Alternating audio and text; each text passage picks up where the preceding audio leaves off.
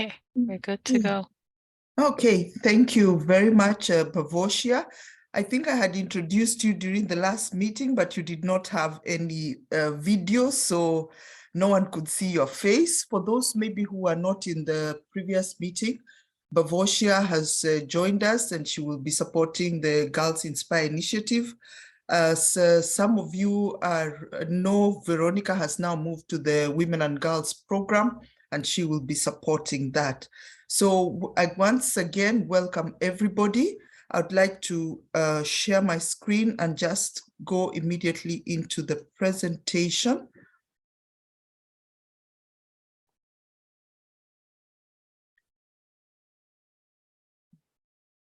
I believe everybody can see my screen.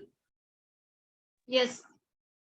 Okay, thank you very much, Zakia. So this is our session number 10, and we are doing quite well this year. We have really met almost every month except for the month of March, and we are learning quite a lot from each other. And today's session is more of knowledge sharing, trying to look at the key lessons that we learned from 2022 and the 2023, the year that has just passed, and we have implemented most of the activities.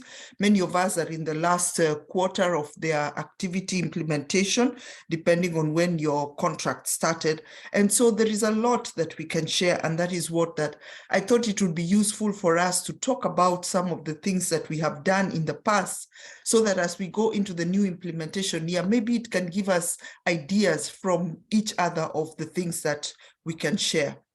So I want to welcome everybody, and since all of us are going to be speaking in turn, then I would like to wait for you to say hello when you're also speaking and talking about your particular initiative, your particular project, and what is a highlight of the initiative. And so without much delay, I'd just like to really welcome each one and every one of you. And in the previous session, we had 9 people who filled out the Lime survey. I want to keep encouraging you, please kindly fill out the Lime survey, because it helps us to understand some of the things that we are doing well and some of the things that could be improved. And so the completely filled out forms were only 5. So there were 9 people who started to fill out the survey, but 4 people did not complete. And that means that if you don't complete, then it just shows us as a survey that has not been finished, but it does not really give us the information that we need. So just be sure when you fill out your survey to press the submit button so that it can come to us.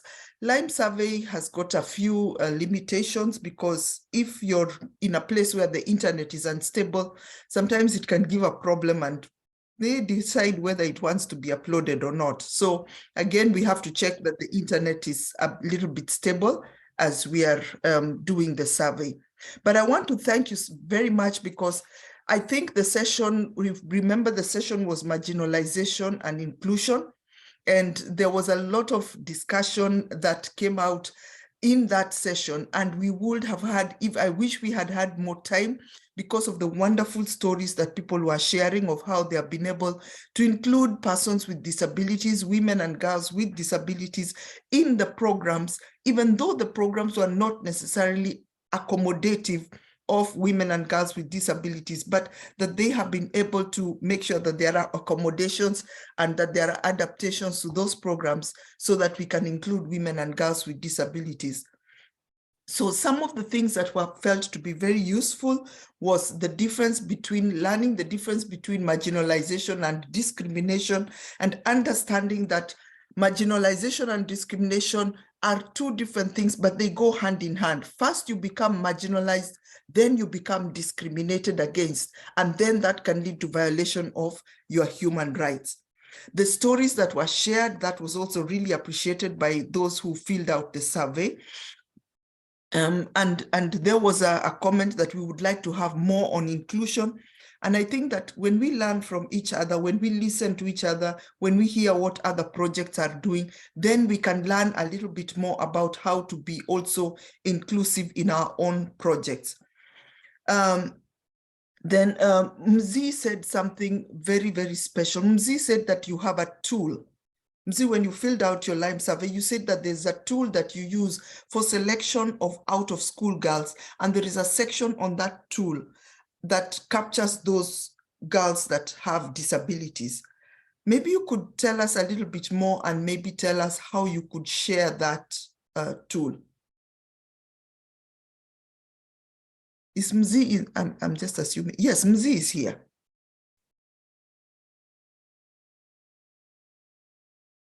Mzi Kazi?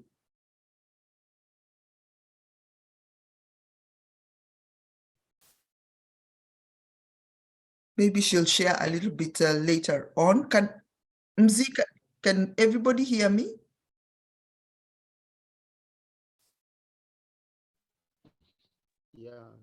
Yeah, we are getting you clearly. Okay, because you know when everybody's quiet and then I asked, I called her Mzi and she didn't speak, then I wondered, maybe I'm not being heard. But I think Mzi has a problem because she has now disappeared. But Mzi said that she has ADPP has a tool that they use to capture information on out-of-school girls, and that information also captures girls with disabilities. And it would be wonderful if that is a tool that, if they're willing, they can share with the rest of us, and so that we can all learn from it, because that is how we grow. We learn from each other and we learn new things. When somebody has something that they can share, then it would be nice, so nice for them to share it. So that is the feedback from the previous session. I would like us to go directly into the learning and the sharing of one gender activity. Now, I know this seems to have been, for some reason, I don't know, it seems to have been a challenge for quite a number of the partners of the liaisons, because what we wanted was to have just one activity, because you have done wonderful things throughout the year. That is true. And there are so many activities that each organization does. But the idea here is that you represent your organization as a gender liaison. And so what is this activity that has actually had a gender impact beyond what we say? Because of course, all girls Inspire activities are supposed to be uplifting women and girls with disabilities. But it is not all activities that stand out. And that is what I really wanted us to share, so that in 5 minutes, you're able to tell us, there is this activity that we did in my organization that I think has made a real difference in terms of women and girls. And that is why I was asking just for 2 slides. And I know that for some of you, you are not very happy with me when I kept telling you, no, I only want 1 slide with something that is an activity and 1 slide that has pictures to show us what that activity is. But the idea here is that as gender liaisons, how do we look at our outcomes or look at our activities and say that this is contributing to something in the long run that is going to change gender power relations, that is going to change human rights violations, that is going to equip women and girls with livelihood skills, even if the project ended today, that there is something that this organization has been able to do for the women and girls. So I want to invite you to share your lessons from the gender activity.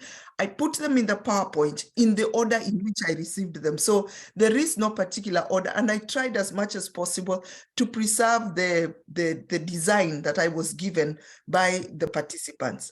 So we are going to start with, let me see, we're going to start with Yapo, and then we shall go to Bedari. So just be prepared, Samina, that you will present after Victor has presented.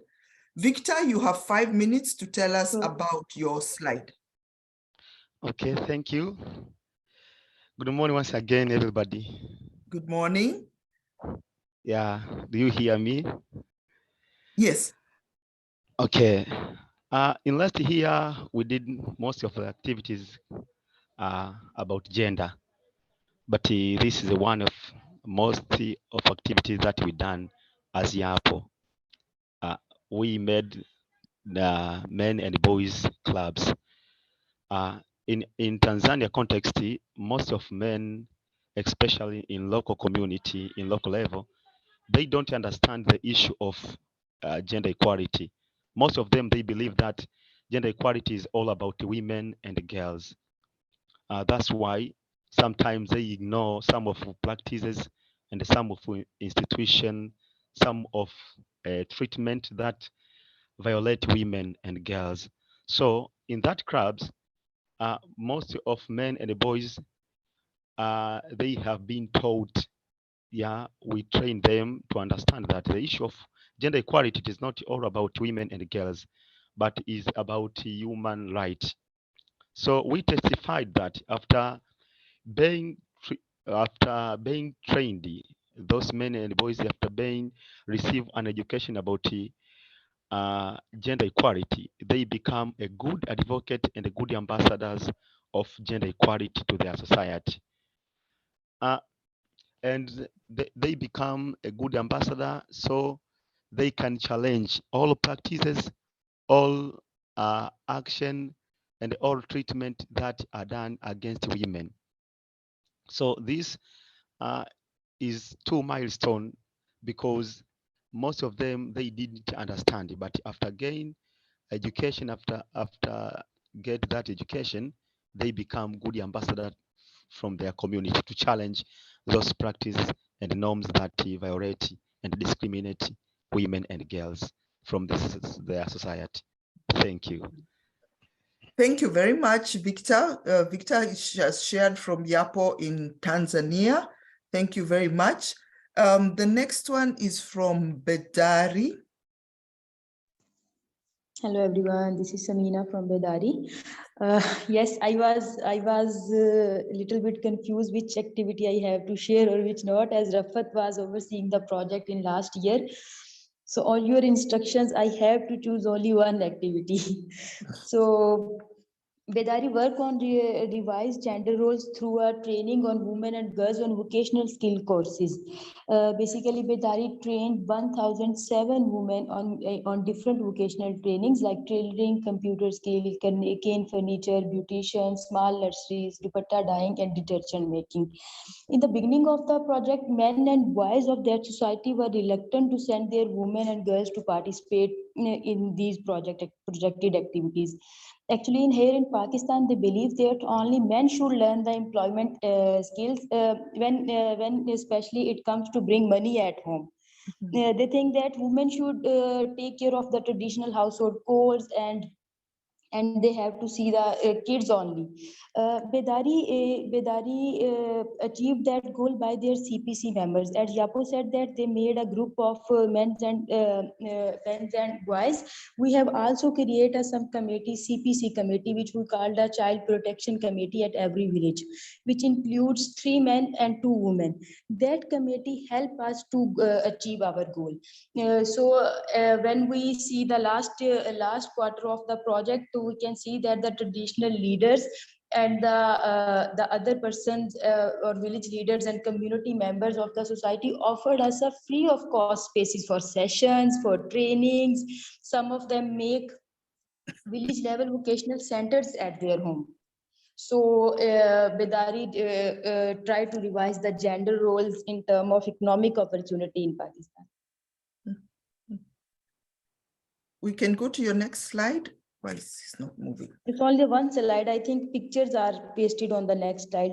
You can see that picture where women are taking skill courses and they are, one of them making is a muda. We call it muda and chick. Muda is something like chair to sit on it. And the other training is of for agriculture sustainability. They are taking the kitchen gardening training. One group is taking the detergent making training, and one group is working on the tie and dyeing of dupattas of clothes. Okay. So these are some pictures of that trainings.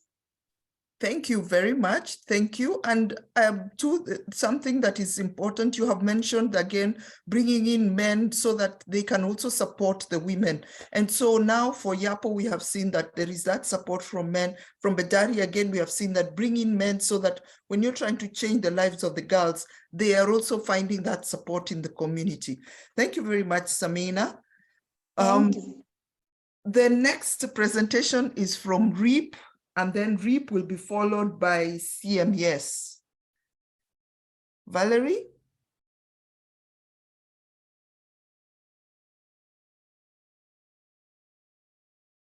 I saw Valerie here. Valerie, are you okay?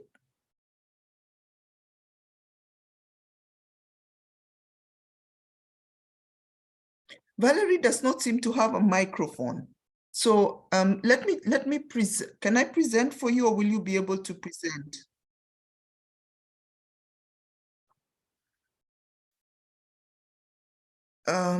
Valerie is saying that she has issues with her her audio. So let's do the next one first. Let's do CMES, and then we shall come back to Valerie.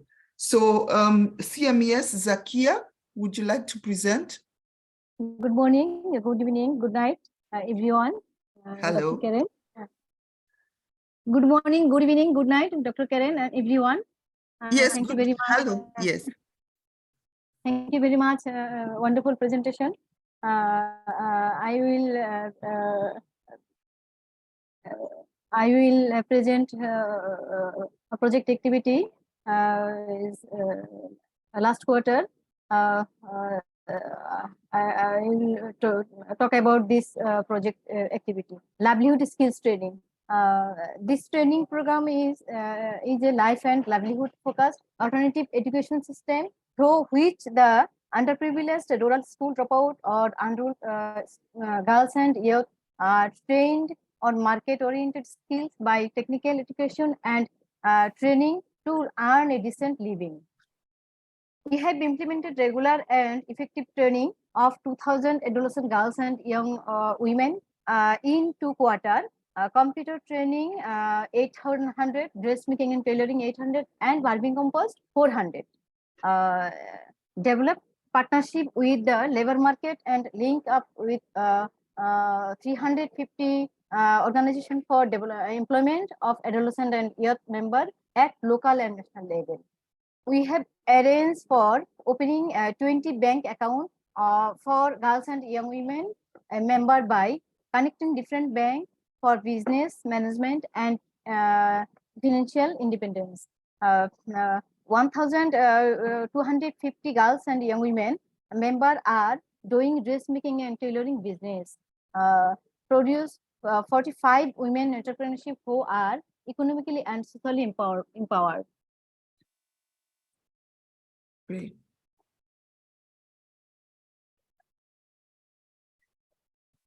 Girls and women are such a group who are largely neglected in our male-dominated society. Here, women are, especially those who live in rural area, are subject to various forms of discrimination and injustice in both of family and society, and are neglected in family decision making. Girls are considered a burden on the family, especially in poor family, where they are at risk of early marriage and dowry. Besides poverty, hits women the hardest.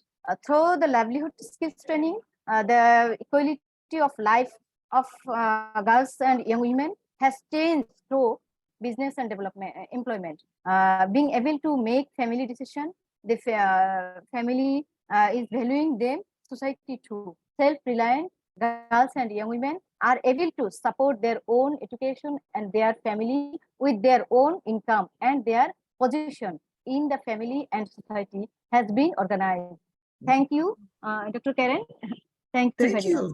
Thank you very much, Zakia. Thank you. Valerie, are you back, or do we move on to the next person? I am back. Can you hear me now? Yes, great. There you are. There is your presentation. All right, thank you so much. So this is Rip from Kenya. And what we have done for us is that we have really focused on the men who are usually the main perpetrators. So we have trained 22 village traditional elders who are custodians of culture. And here we were just we were discussing with them like the harmful cultural norms and how they can change.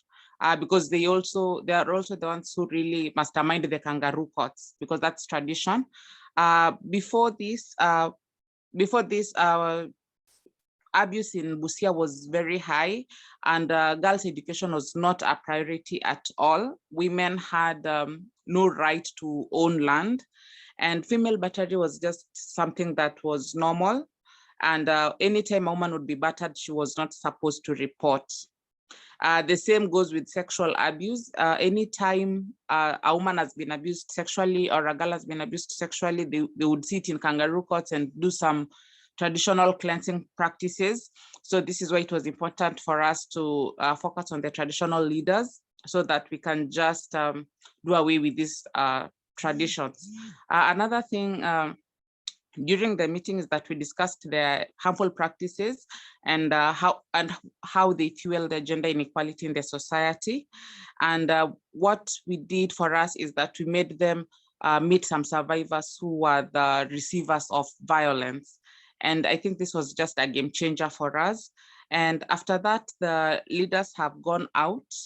And right now, in partnership with the local leaders, they usually have community meetings and barazas. During the community meetings and barazas, they're invited to talk. Also during church services, the traditional elders usually just talk and sensitize the community. And also during funerals, because well, funeral is a big thing here in the rural areas. And a good thing is that actually on Monday we had the traditional leaders who spearheaded the arrest of a man who had just been raping old women. But before this was just something that will just be ignored. But the fact that they are actually the ones who went out there and arrested the man and brought him to the station, I think that's a plus for us. So they continue to have the meetings there. We are continuing to have the community meetings. Okay. So here, the first photo is just of them during the training. These are just the traditional elders, and the second one is just them posing for the photo after the meeting, after the sensitization meeting. Okay, thank you very much, Valerie. Okay, we'll go to CYO, and then after CYO, we'll go to ADPP. So let's start with Faith.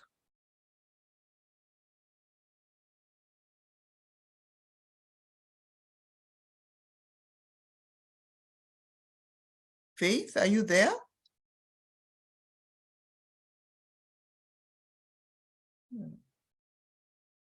I don't see Faith here. So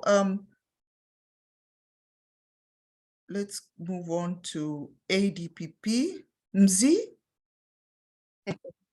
Thank you. Hello, good morning. I feel like I'm walking in the shoes of feeling great shoes because Victor and Valerie have already covered most of what I am going to present about. Can you go to the next slide, please?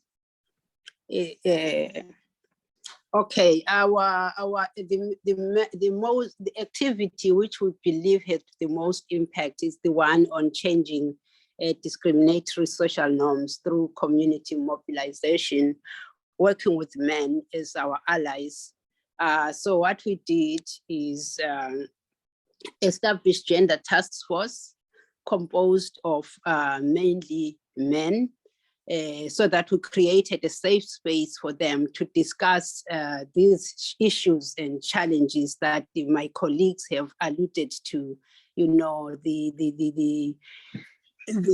negative approach or the abuse of women, thinking, you know, it's nothing, you know, also taking rape as if it's nothing, laughing at it and making, you know, jokes out of it, or battering their wives or girlfriends, or having multiple sexual partners and not caring that they are inflicting some emotional damage to the women that are concerned.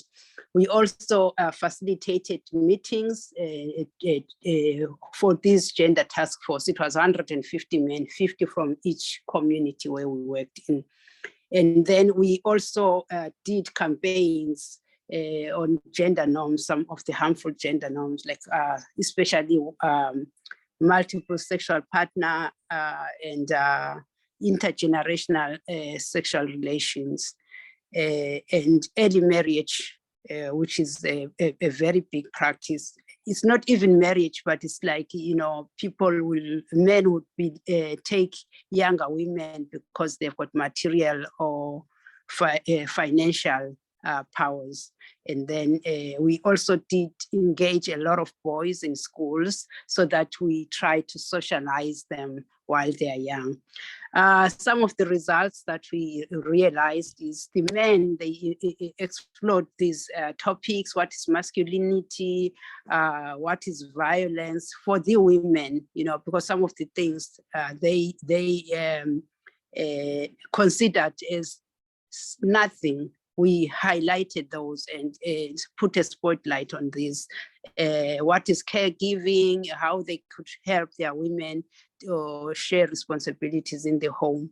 The second impact was that more women and girls were at ease to come and also report cases of violence or leave abusive relationships, or what we called inappropriate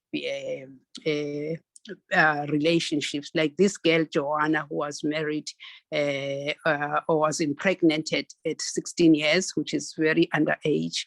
So she comes from a poor family. So the man took advantage of that and presented himself as her savior while he was just there to abuse her.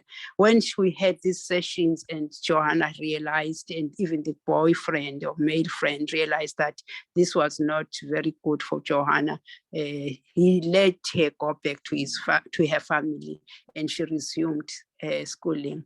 So for us, that was a very great story changer. And we learned, that involving men is always good, because if they are allies, they are the ones that go and convince other men talking in their own language. So these were the key impacts and lessons learned for us. Thank you very much. Thank you very much, Mzi. Thank you for that presentation and for the story of Joanna. We are going to go to Plavio, Jacob, and then we are going to go to Comas Ndinalao. So Jacob, go ahead. Yeah, greetings to you all. My name is Alok Jacob, and I am presenting on behalf of Plavio, Uganda. One thing that we did was on, trying to equip teachers and school board on gender equality and, of course, gender-based violence. So our key take point here, we were trying to look at training teachers and school teachers on gender equality and GVV to create gender equitable learning environment and to prevent, of course, school-based gender violence. Now, we realized that in most occasions, people only think to talk about gender violence and maybe like gender equality only at a community level, but we went as far as trying to look at school. So we were trying to equip these teachers and head teachers how they can, create equitable learning environment in the classrooms. So how do they balance gender in in terms of class participation? Maybe like when a session is going on, how do they tend to pick, pick girls to participate and then boys as well? Now, and what kind of language, the tones, how do they use when a girl is speaking or when a boy is speaking, or when a girl speaks something wrongly or when a boy is speaking rightfully? So how do they team up as a class, as well, because a teacher, when he's in class, he owns the class, he or she owns the class, and how do they bring both boys and girls together? So basically, we targeted, we are looking at training, the schools that we have selected plus the school boards teams have to be 84 of them, but particularly the second quarter, we look at 35 of them. And since now we are entering to the last quarter, I think the last bit will now be, also handled separately. Next slide.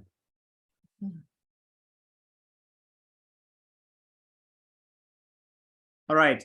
So in this photo, the first one here, since now you cannot conduct an activity in a sub-county or in a community without involving the leaders, so we invited the sub-county chief. The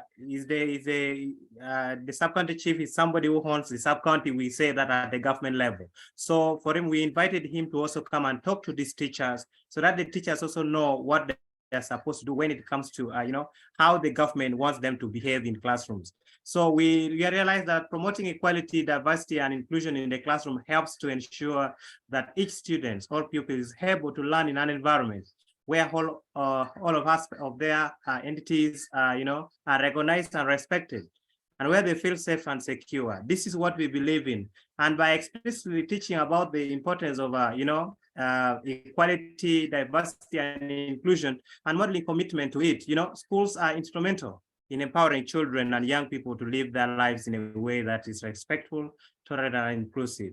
So this is what we have been doing to these teachers. And, we feel that, when a pupil or a student is taught, they enjoy the classroom from a teacher, they will feel more safe, the next time when they come to class. And of course, we are doing this also to increase on the enrollment of girls, both girls and boys in schools, because they feel safe in class, they feel safe in their homes, and they feel safe in every community that they live in.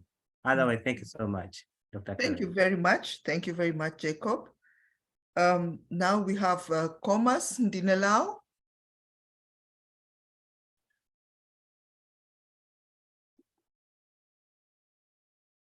Do we have Commerce? Okay. I think we don't have a representation from Commerce. So the slide that was presented by Commerce. Oh, I'm going forward instead of backwards. Oh my goodness. They were focusing on the trainings that they held, because Commerce will hold trainings for different areas in which the program works. And so these are the pictures that they sent in terms of the training that has been done to teach women entrepreneurship on beadwork, on sustainable farming, on tailoring, and on starting small businesses. The woman at the bottom left was given some ability to start a small business. She is a person living with disability, and she is part of the program, but she's also been given that support to start her own business. So the last presentation is from WDC. I'm presenting this on behalf of Chandi. Chandi had to be away at the last minute, and she had already given in her presentation, and she asked me to present on her behalf, which I'm glad to do. So for WDC in Sri Lanka, the slide that was presented was on inclusion of persons with disability, and this is during the celebration of Sinhala and the Hindu New Year festival. And so the WDC runs a shelter for survivors of sexual and gender-based violence. And during the girls who come to this shelter, of course, they cannot go during that celebration, they cannot go to be with families. It is a huge celebration where people are with their families. There are different kinds of games, and there are also rituals that are considered important for the beginning of the year. But they cannot go to visit their families, because if they do and they have been abused in those families, then they can get also into problems. So what WDC was organized as an event at the shelter where everybody could participate and was involved, whether they were pregnant, because some of these girls have become pregnant as a result of that abuse. Then there are also girls with disability. And Chandi was able to capture this picture of the girls taking part in a game. And what I think the last sentence here is that I hope this picture says a lot about the rights of survivors of SGBV and women with disabilities. And I felt that this was a very powerful statement, because it's showing that even if these girls are not able to be part of the main society because they have to be sheltered here for their own protection, they still have the right to enjoyment of life. They still have the right to participate in the cultural activities, and they still have a right to be young girls because they are very young. They have the right to play and to enjoy themselves. And so, yes, this picture, I believe, speaks a lot in terms of the survivors of SGBV and women with disabilities. So I'm not sure if I have left anyone out. I would like to ask Janet, would you like to share? You did not send in a presentation, but would you like to share maybe an activity that has gone on in the past that you'd like to tell us about? Yes, thank you, Karen. My apology for not sending any PowerPoint, but I will just tell you the story. For us, National Council of Women, we organize skills training and Girls Inspire program in one of the remote communities. And two of the topics that we also included in the skills training were human rights and gender equality. Because the community, you know, they are male-dominated communities. Yes. So we thought that we will also run sessions under those two topics. So we organized it for the women and girls, but some of the women that attended the session asked us if we could also do a session for their husbands and some men. So we did a session for the men, and in that group we have about 20 men that turned up. So I ran a session with them on human rights and gender equality. And I used, because most of these men, some of them are pastors, and many of them are committed Christians. So I used this text, Ephesians 5, verse 21 to 22, to support what I was talking about in relation to human rights and gender equality. I tried to relate it to a lot of their cultural norms that discriminated against women and girls. Okay. And these men were very, what do I say, taken aback. And for them, they said that it was lesson learned. A lot of the things that I was sharing with them were lesson learned for them. Because at the end of the session, I asked for any questions and none of them asked any questions. So when they eventually went out, one of our retired police officers came and said to me, you know why we did not ask any questions? Because we were all guilty. Because we were all guilty with the things that you were sharing, especially how we treated our wives and our daughters and, you know, those female members of the family. Okay. So I was really glad to hear that. The next day, one of the women came and shared with us that she also, her husband also attended the session. And when she went home, she saw the husband scraping the coconut for their cooking for the first time ever since they got married over 10 years. Okay. And after the session, she also said that she noticed that her husband has changed a lot in her behavior towards how he treated her. Okay. Okay. Going back to the community after a year, many of them have expressed that the men that attended the session really changed their attitude, and they asked if we could run another workshop with them just for men. Great. So that was the activity that we did. Thank you everyone for listening. Thank you very, very much. Thank you, Janet. I want to say that there is a lot that has been shared, and I think we will all agree that there is so much emphasis on the role of involving men and boys in our programs so that they can be able to support what it is that we are doing with women and girls. And so even as Girls Inspire moves into the new year, this is something that as we are doing our new contribution agreements, that we also talk within our organizations and say that a lot of impact seems to be coming with working with the men and boys. How can we strengthen the people, for example, that you have worked with in 2022, 2023? Those men and boys, how can they be brought into 2023, 2024, so that what the work you have, or the foundation that has been laid in this year can also be taken to the next year? And I want to thank you so much, everyone, for sharing.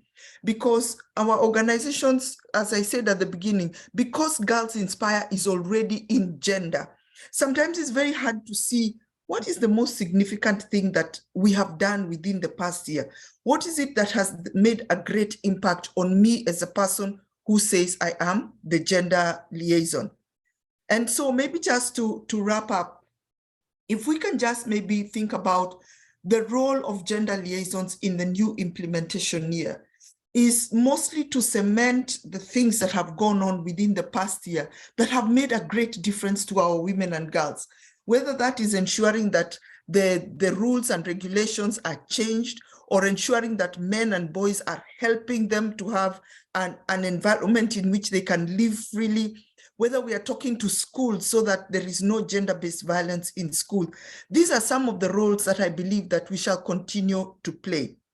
And so what I put together is just this one slide on what is the role of a gender liaison, just to remind ourselves. That's why I've put a light bulb at the top, just to remind ourselves that where can we ask, we can ask ourselves just 3 questions. Number 1, where is there most potential to shift power and resources to women and girls? The society has power. The society has resources. How can we work in these societies the best way to shift resources to women and girls? What is it that, as we're looking into the new contribution agreements in the new year, whether you're going to remain in women and girls or you're moving to the GSC project, what are the things that we already have that will help us to make the lives of women and girls better? The second question is, where is there potential for a shift in a single project to have a ripple effect on other parts of the project or the approach? In other words, what this question is asking, if we've decided that we are going to work with girls, what is it that we can do that will have an effect on other things that we are doing?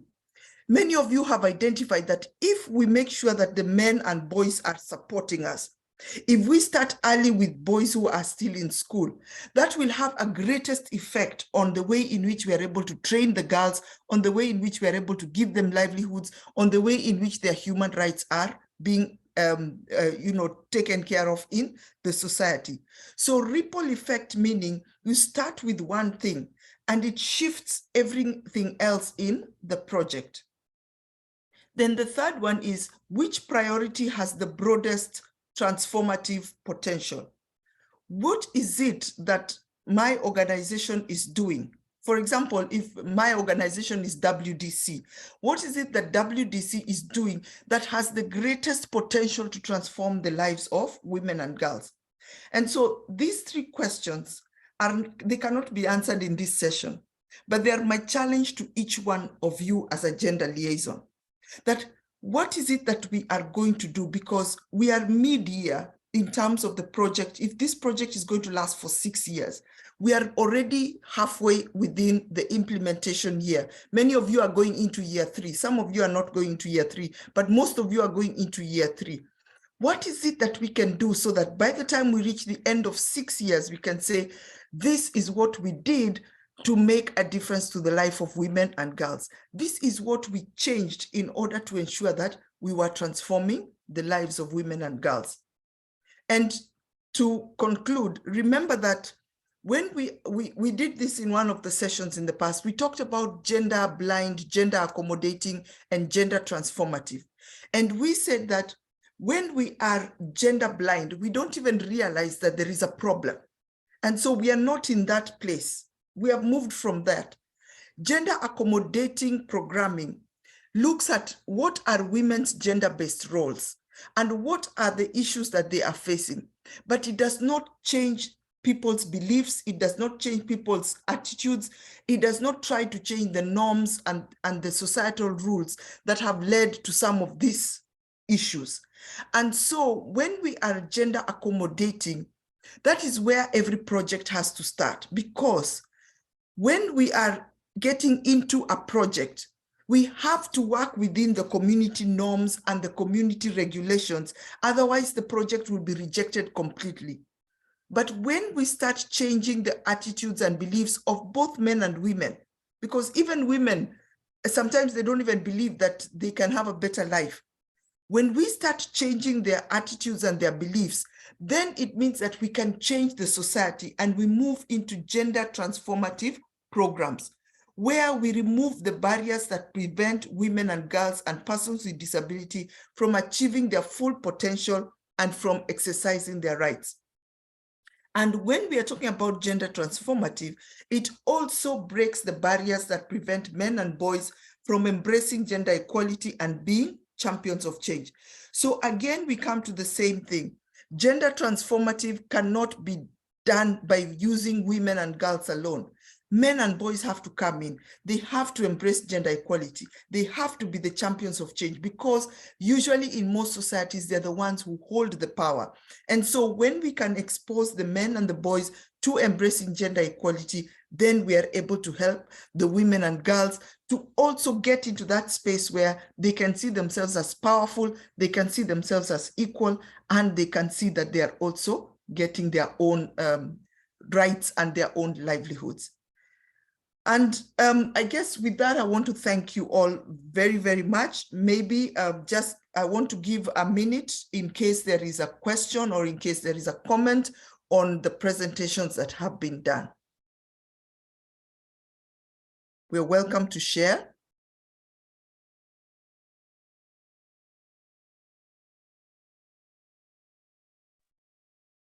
Hi, everybody. Hi, everybody. Once again.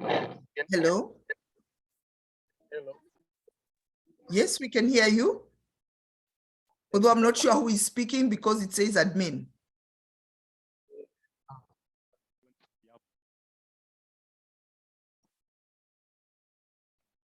Hello, no, we can't hear, unfortunately.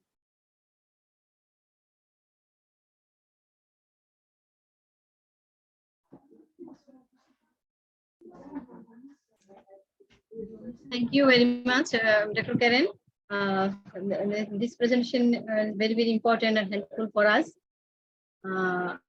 It is an important that will involving men and boys in support program is the primary focus should always on addressing the structural inequality and power imbalance that perpetuate gender-based violence. Working towards gender equality require collective efforts from all members of society, regardless of gender, to create a world free from discrimination and violence. Thank you. Thank you very much. Yes, thank you very much. Yes, Zakia, it should be that we are trying to change the society. Our focus in Girls Inspire will always be women and girls. But unless we can change the societal norms, then it is not possible to change the lives of women and girls, because they will not be allowed to exercise their rights and their freedom. Thank you very much for that. Thank you, Dr. Karen. Thank you. Yes. Thank you, Dr. Karen. It was a great session. We all are doing our great job to transforming the gender roles. Either we are conducting the skill learns training or by engaging men and women. So I think we all are doing the same job on different bases. Okay. Thank you very much, Samina. Thank you so much, everybody. As our hour is coming to a close, I will now conclude. And I want to thank you very, very much for sharing these slides. It is so nice to be able to see the things that different people are doing. And I hope that you'll be able to go back to the slides. As I wrote 2 emails with the slides, because when I first sent the slides, I think because there is a lot of pictures, it depends on how your system is set up. So I noticed that for some people, the slides were not being received. So that is why I went back and I sent it as a PowerPoint presentation. The PowerPoint presentation is exactly the same as these slides, but it is lighter on the system. So it was able to be received by each and every person. I want to thank you very much, especially for those of you who are within this, with us now, but we'll also be moving, some of us are moving to the new GSE program. And I want to thank you all for your support and for keeping on being with us. I think we have one more meeting before we finally say goodbye to some of our Asia and Africa partners. But I want to thank you very, very much, and good night to everybody. Good morning and good evening. Good night. Thank you, Karen. Good night. Good Thank you very much, evening. Karen. Thank you, Good night. everybody. Thank you, everyone.